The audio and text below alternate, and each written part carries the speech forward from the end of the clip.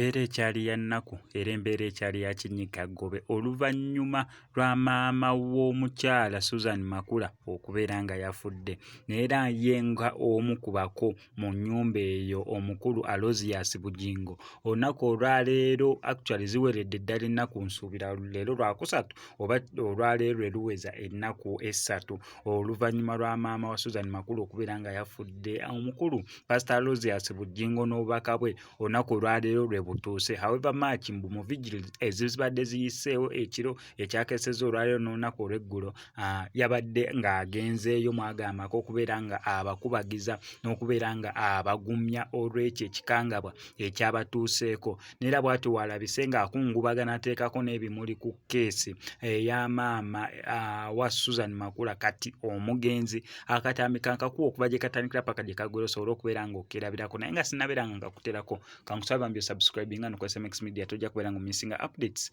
naddala nga zino bye bino.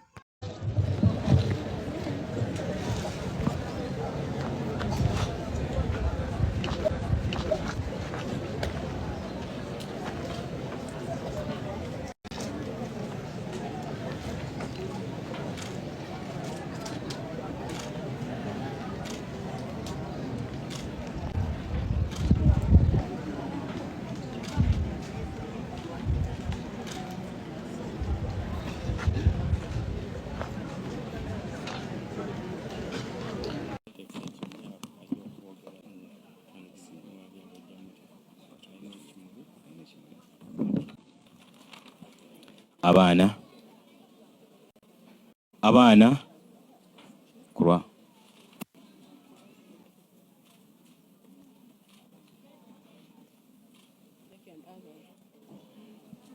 grandchildren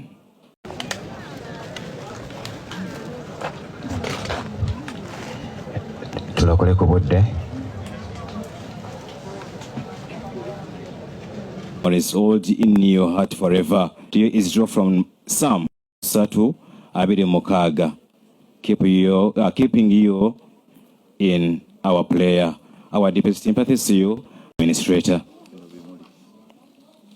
Tugenda mu nteekateeka ey'okuteekako ebimuli era amannya gano njagala tubeere kumpi okusobola okulaba nga